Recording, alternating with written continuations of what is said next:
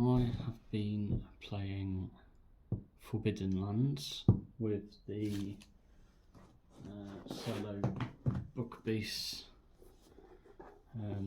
book from Free League. It's just really sucked me into the world. I really liked it. As soon as I started playing, I just thought this is really intriguing. I have the Game Master's Guide and the Player's Handbook. I haven't read much of the Game Master's Guide, purposefully because I don't want to know too much, because I want to explore the world and see what I can find. So I am using this to represent my party on the map you get. Currently they're in this village in a hex just there. They have travelled from the plains over here up through the woods over the river into this village. Before I tell you any more about the journey, let's tell you who the party is. So my main character is a wolfkin, type of almost like a werewolf, but there's no transformation. They're constantly in half man, half wolf form. I've named him Quickpaw, or at least that's his nickname. He does actually have a full normal name, Fangle Spinfur, but I just, whenever I'm referring to him, I just put Quickpaw because it seems easier to remember. He is a hunter. Current injuries, he has broken toes, which means he's a bit slower, but that will heal on the current day. Actually, I'm currently in the morning of the 15th day of full turn. And when we get to the actual day part of the day, those broken toes will be fully healed. It's taken, I think, about 5 or 6 full days, but it hasn't really impacted anything apart from me avoiding combat a bit more. So Quickpaw has some talents. Hunting instincts he gets for being a wolfkin, I believe. Path of the Beast he gets for being a hunter. And then from his formative events as either a child or a young adult, he got horseback archer. His main weapon is a short bow. I've also trained a rank in fast footwork. I think that was only last session, so it's very new. I haven't actually used that yet. He wears leather armour.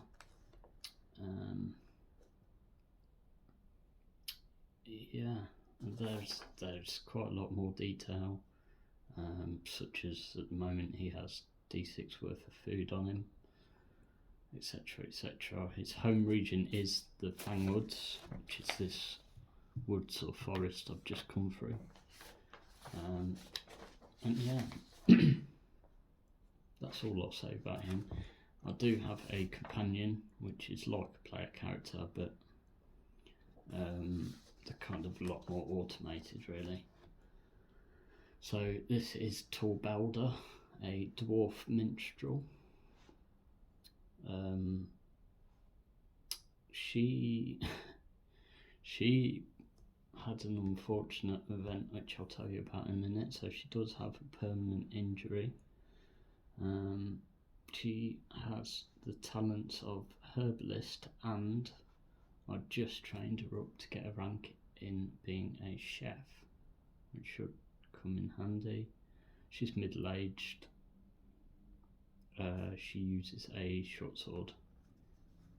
Mainly, she has no armour.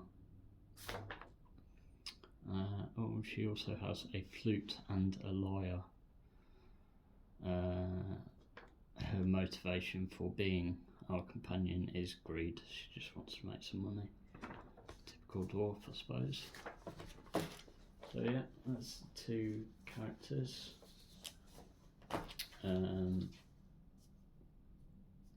So I've travelled 6 days in game time, although really I've been playing this for, I don't know, weeks at least. So started out, we were down here in the plains. I rolled up. How did we meet? We were both captured by slavers, I believe. Oh, by robbers even. Both managed to escape, and now we're in the wilderness and want to get revenge on these robbers. The reason we were in these parts in the first place, both of them, was because of a legend where there was a warrior who sought a weapon, etc., etc. He travelled to a tower in the Fangwoods, and basically he left behind a ruby and his equipment,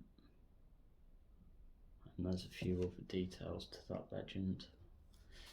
So yeah, we were here looking for this ancient weapon in the Fangwoods, not far from home for Paw Torbelda.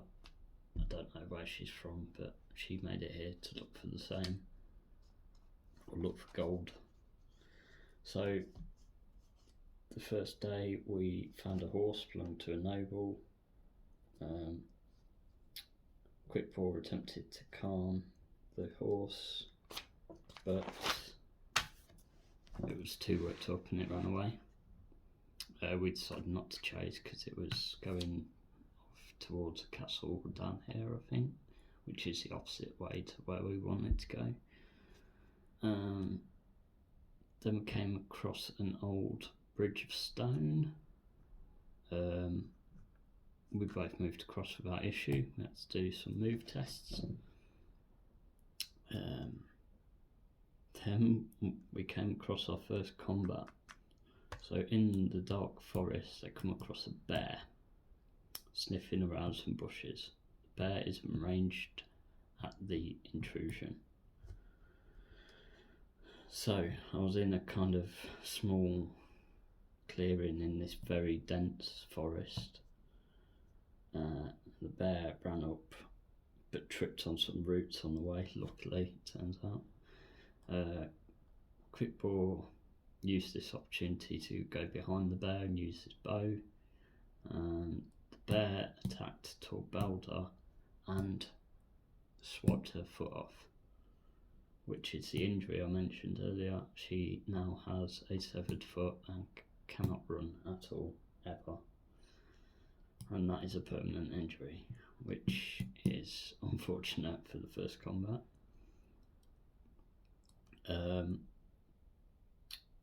Paw managed to kill the bear with his staff,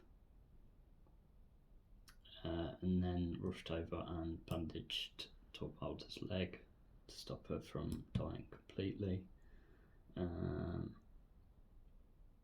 Then at the end of the combat, Paw sent his companion Silas. He has a pet snake called Silas, to see if there are any edible plants around. They found some carrots nearby. So the hunter, I think it's the Path of the Beast talent, allows me to send my pet snake off to scout for me, or for the party, rather than having to do it ourselves. So I made use of that there. We made camp in an old discard or disused field in the middle of the forest. We used an old fence to create comfortable shelter. A group of quad pilgrims came up on their horses and have some food. Quick Paw gave them some vegetable, gave them the carrots they found earlier. Then it's just resting, etc. 10th day, so the second day, they rested. Each strength recovers strength. As Quick Paw rests, Torbelda spots an egg poking up from the ground nearby and asks about it. Quick Paw says from the size it must be a reptile. He tells Torbelda that if she can collect it, it might be worth some money. I had to do some strength tests and she could not get it loose, so we just left it. Could have been worth some money. It could also have been something we don't want to mess with.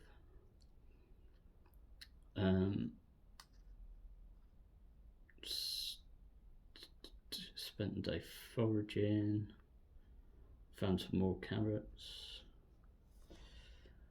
Into the evening, got some rest. Some red runner owls came by. I looked these up. Well, I didn't look these up, but I found out after this encounter that the owls really don't like wolfkin, and I don't think they're too keen on dwarves either. So I don't know if this encounter should have gone like this because of the law of the world, but it doesn't really matter. It's just a game, isn't it?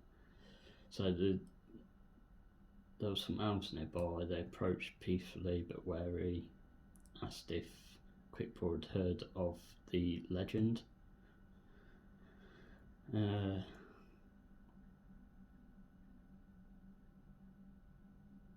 They'd heard rumours. Quick Paw says he'd never heard of it. He lied, basically. And then he asked them if they'd heard of the robbers nearby. They said that not, and then they left. So that was all done using the oracle to find out what was going on, what they wanted, what Quick Paw wanted, or could get out of them, etc. Third day,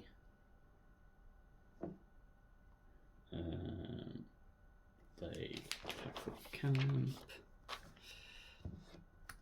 They came across a travelling troupe of Raven sisters who I determined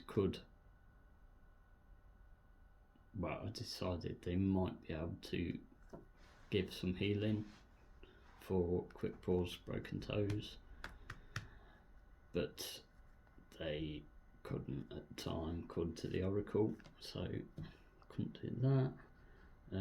Asked them about any nearby towers in the woods for this legend we're looking for. They didn't know anything.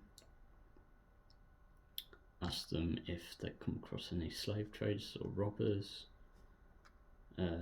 They hadn't seen anything with their own eyes, but there had been tell of a group of men in the area causing trouble. So there's rumours of slavers / robbers.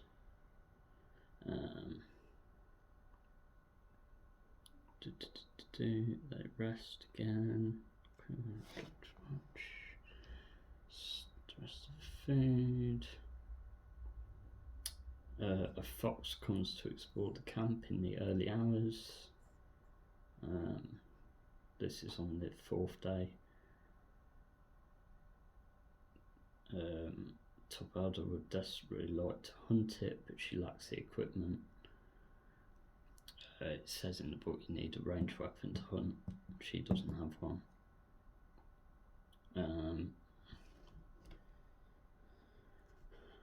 2 out of 5 days for the broken toes to heal.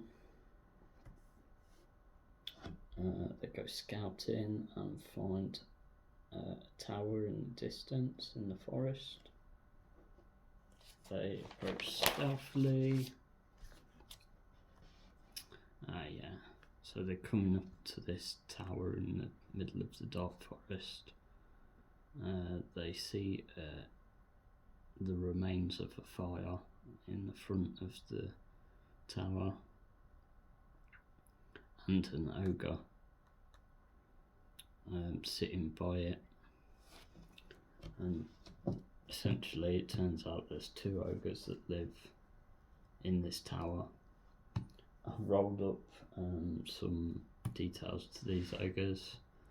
They're called Swerk and Gwerk, and essentially they're two ogres who want to turn this into a house.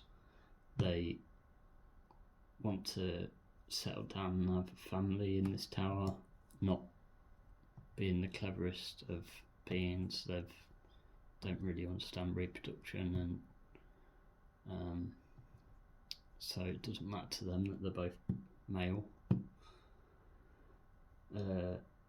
If they can find someone to adopt, then go for it, but I don't know how they're going to do that in this world.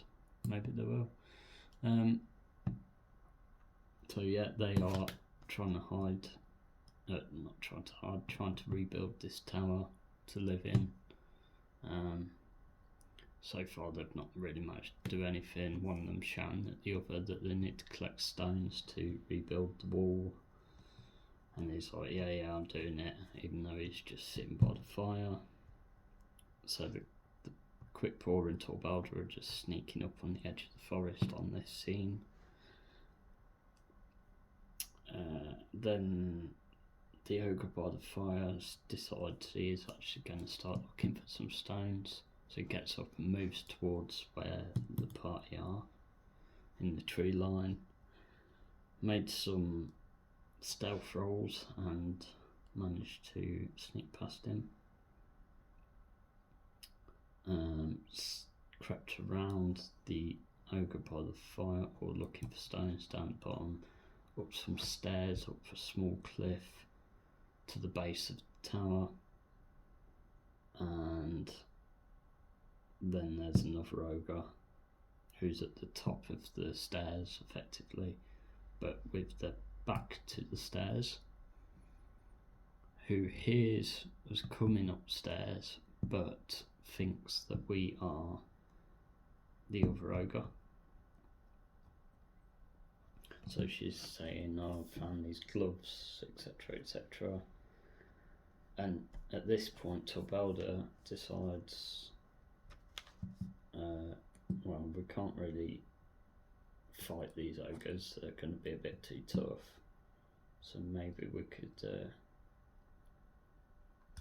talk a way out of it. So they offer to help to fix the stairs of the tower.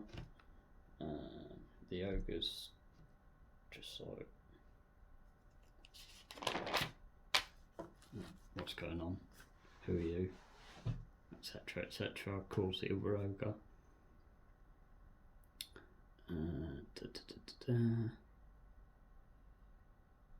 Yeah, but they eventually decide, come to the Oracle, I believe, or was it Tess, one or the other, that they're gonna let Torbelda and Quick Paw try to fix the stairs in the tower, which they spend the next couple of hours trying to fix the staircase, and I'm pretty sure, yeah, I rolled really well for this, and at the end of it I successfully fixed the stairs and they looked basically brand new.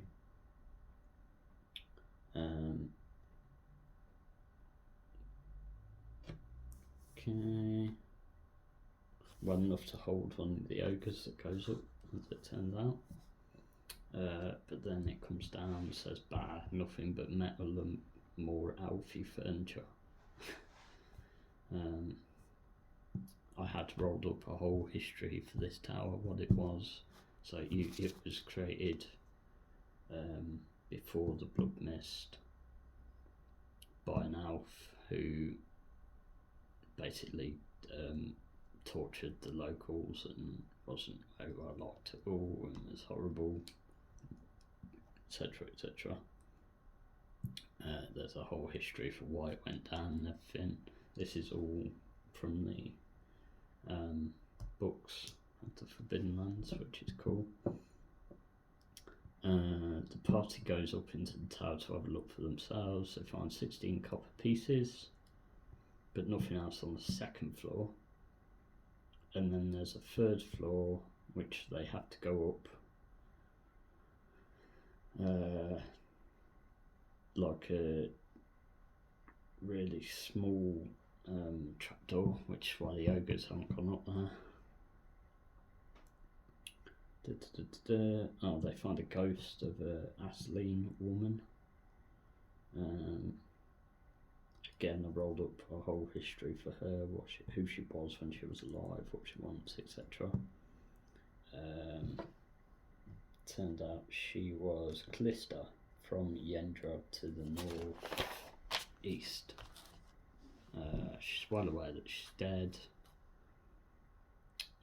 We ask a load of questions. So she was looking for treasure in the tower about 180 years ago. Locals thought she was an ally to the previous occupant, the Alf, and killed her, basically. Being from the Fangwoods, Quickport knows that there are stories of this tower. Before the warrior came here, it said the tower was occupied by a cruel Alf who oppressed the locals, as I just said. There was a bloody revolt around 200 years ago. The Alf was killed and the tower destroyed. So this Alf's tower was destroyed about 200 years ago. This ghost is saying, I was looking for treasure about 180 years ago. So roughly around the same time, 20 odd years difference, which isn't a lot, relatively. So he puts two and two together.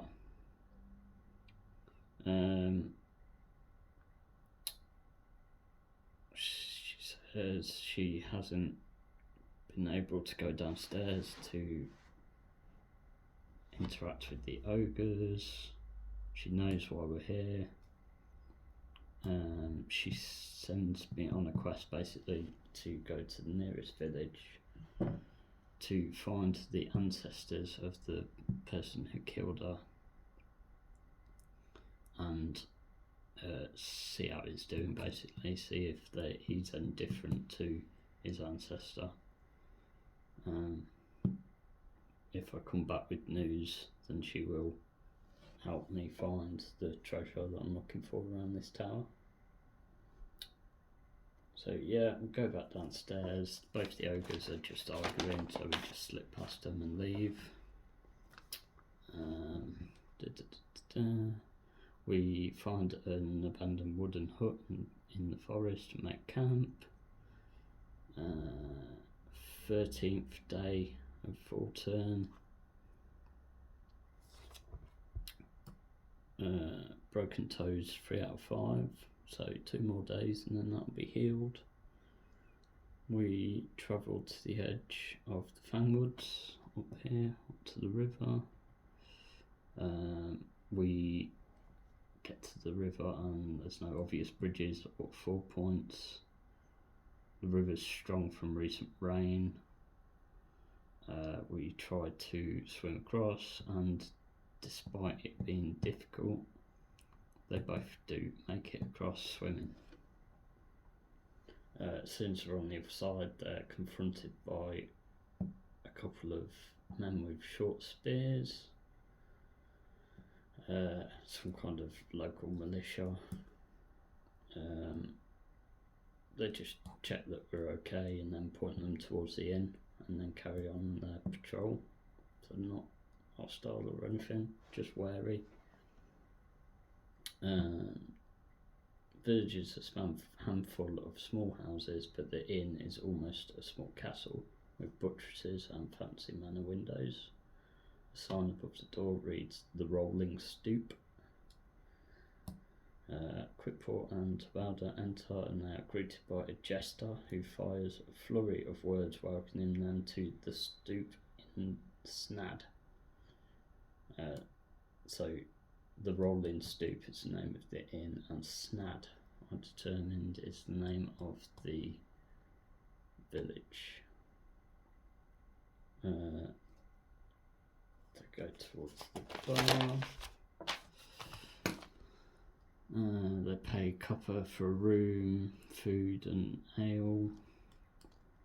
There's a halfling bard who sings of a legend of a priest who went into the mountains and got killed. Something about ghosts. I rolled up another legend for that, but I don't have it written here, it's in my other book. I may go and look for that armour, but I don't know. So they basically ask anyone in the inn if they've heard of this guy they're looking for, to see how he is compared to his ancestor. No one's heard anything in the inn.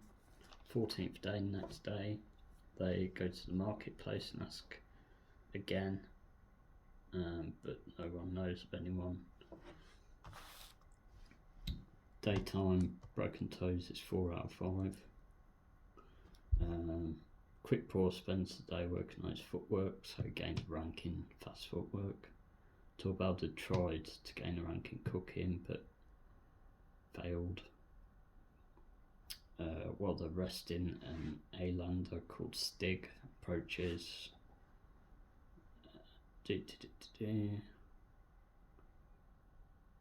Tells them that his late friend Alar was related to the old revolters, but he died last winter after being abandoned by his family and never recovering.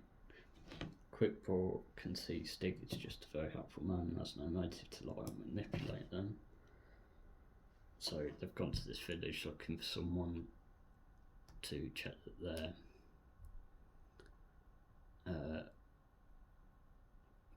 check how they are, see what they're like, but it turns out they're dead. Quickpaw sells his sleeping fur, haggle to get a bit of extra money, and then they sleep in the inn, and now we're on 15th day of full turn. I've rolled up the weather, so there's no wind, there's clear skies and just pleasant temperature, so it seems like a good day. My plan is to go, I think, not really sure where to go yet.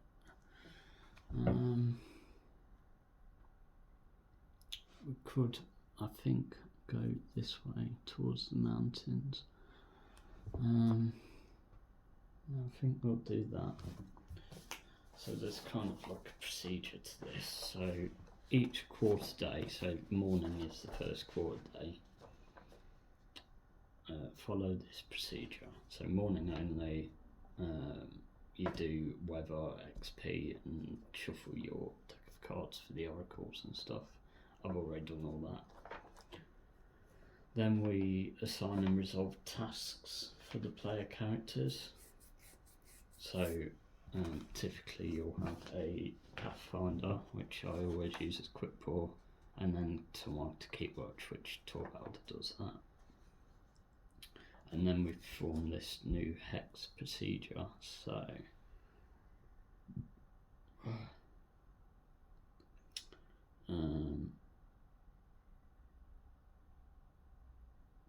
we've entered a new hex. So we've gone from the village to the next hex this way. We draw a card. So we've got 7 of hearts, 7 of hearts, so any number of any suit is a random encounter. So we need the Game Master's Guide, page 123 of the Beast book. So I'm going to go with the Game Master's Guide, I think.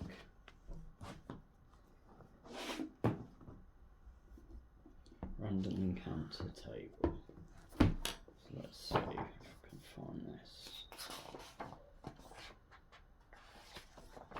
Random. Nope. That's all.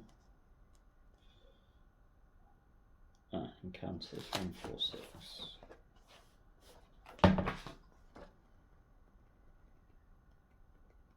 1, 4, 6 random encounters. So what we do here is we roll D66. So I'm just going to use these two big balls here.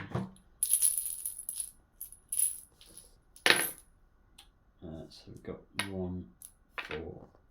So we are in Dark Forest, no encounter.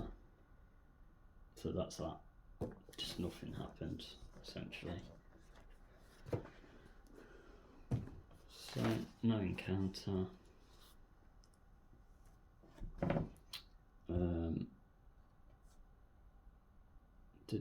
Can use oracles to resolve any situations where you'd usually ask a GM.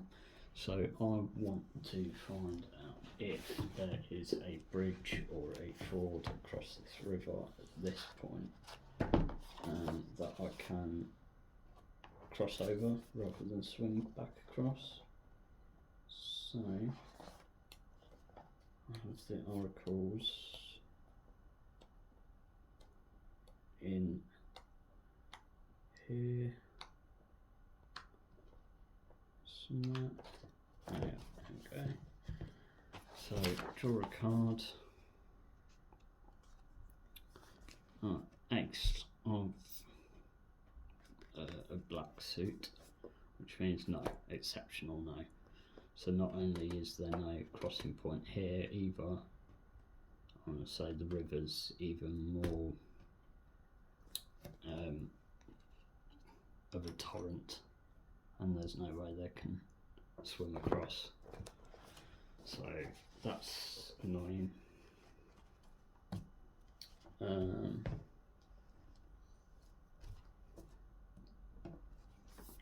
So I guess we will go to the next quarter day, which will be day, so you've got morning, day, evening, and then night. So morning is over.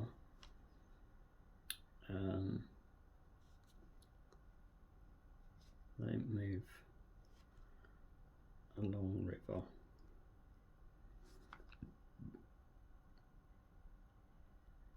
Looking for a crossing point.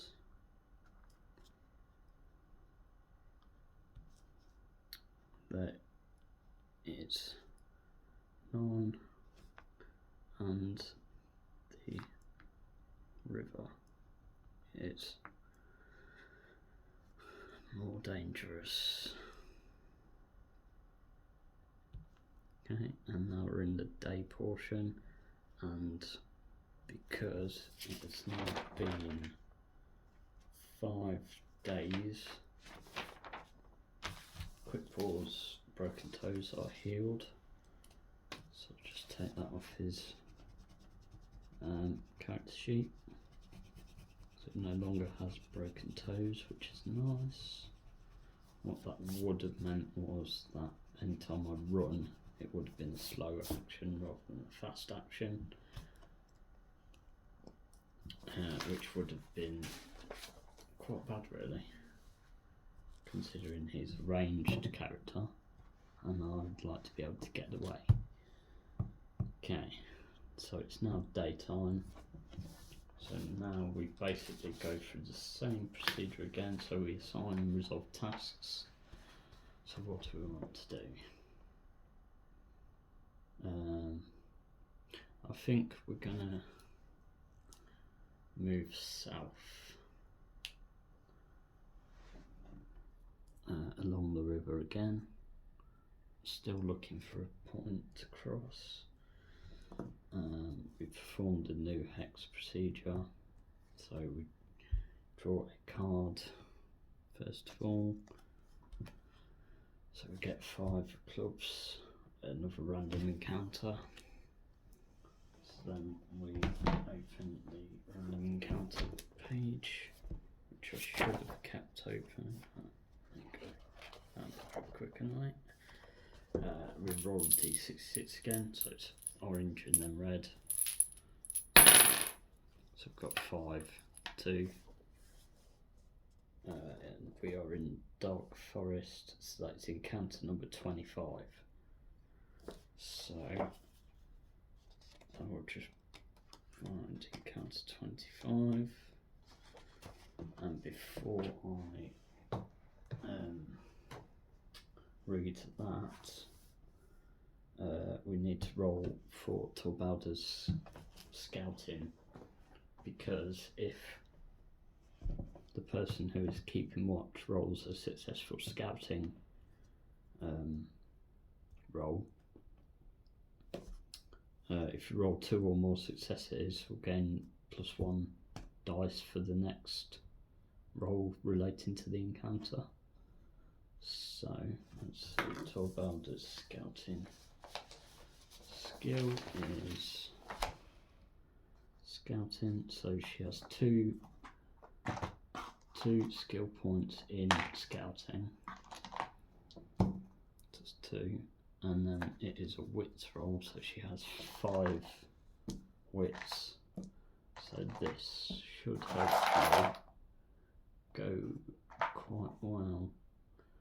I'm going to have to use these red dice as another wits, so that's 5 for her wits attribute, and then 2 for the skill of scouting. So I need to roll all of these, and any 6s are successes. So that's a 1, and I've got absolutely no successes there.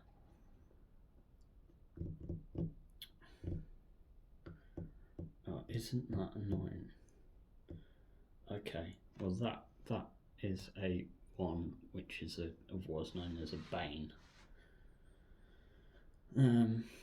However,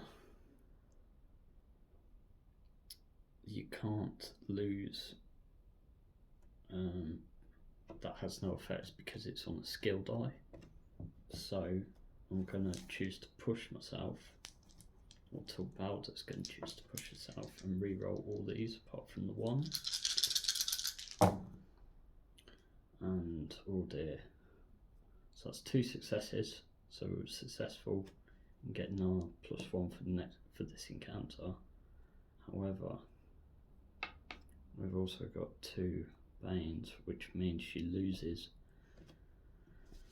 2 from her wits attribute, so she is now down to 3 wits until she can rest and get that back. She gains a willpower from it though, and yeah, we've got a +1 for this encounter. I hope it makes a difference. So otherwise that was a risk not worth taking. But let's see, so this encounter is candle makers. Outside a cabin, 2 women, 1 old and 1 younger, stand next to a cauldron with burning logs underneath. Next to it, blue candles hang from a stand. The women look worried, staring into the forest. The adventurers meet the woman Engsel and her daughter. They make a particular type of candle used in religious ceremonies. The son of the family disappeared an hour ago into the forest to pick blueshine, a type of flower used to make the candles. The mother offers the adventurers 10 candles if they can find her son and bring him back. candles that they are making won't work until they have been dipped in a tub of pulverised blue shine. When they are done, they can be lit and create the same effect as the cleanse spirit spell of power level 1. See the book. The Engsel son has been caught by the ogre Gonlab, who has taken him as his slave. Gonlab is typical ogre. Okay, so I guess it's a kind of a quest where I have to go into the forest, find this lad who's been kidnapped by the ogre Gonlab and rescue him.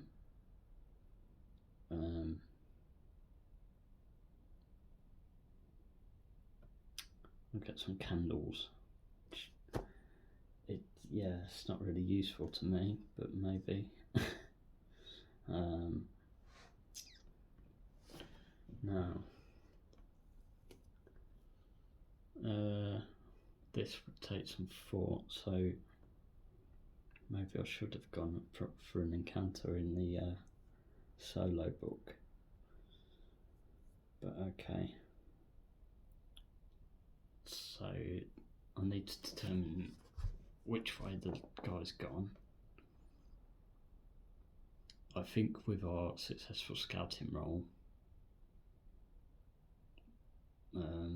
Torbelda might have either seen him lead. Well, no, if it was an hour ago, she wouldn't have done that. But she might be able to tell which way he left from to get a direction. And then I guess we just go there and use the oracle to find out when to stop when we're near them, and then either try and talk to the ogre to get him to hand over the lad back, or fight the ogre.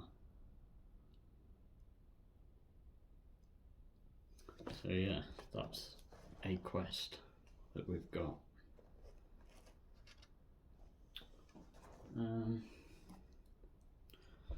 So yeah, this is Forbidden Lands. It's, what is it? It's the 6th day in the game terms. I've had one combat on the first day and not since, which it isn't a bad thing. The story's keeping me going, and that encounter with the bear and losing a foot off my companion was a pretty brutal introduction to the game. So yeah, this is interesting. When I do get to combat, I've got these cards which I can use to say what I'm doing. I've also got the same set of cards again, but these are shuffled and obviously face down. I can draw them for what the enemy does. I've got these initiative cards again, shuffled face down, so I can draw one for me, one for the enemy to see who goes first. These are the item cards, so they've got quite a lot of items. There's mounts and all kinds in there. Obviously I've not found anything even remotely special like that in a minute. Obviously I've got my cards and my dice, and yeah, this is Forbidden Lands. It's quite fun, but you do need to kind of decide for yourself where you're going. It doesn't hold your hand, but I quite like that for a solo RPG. Most of the time, I mean, sometimes it is nice just to have one that holds your hands, tells you exactly what to roll and when. You don't have to put any thought into it, but this is really good for creative and using your imagination and getting a story and going where you want to go. So yeah, hope that was interesting.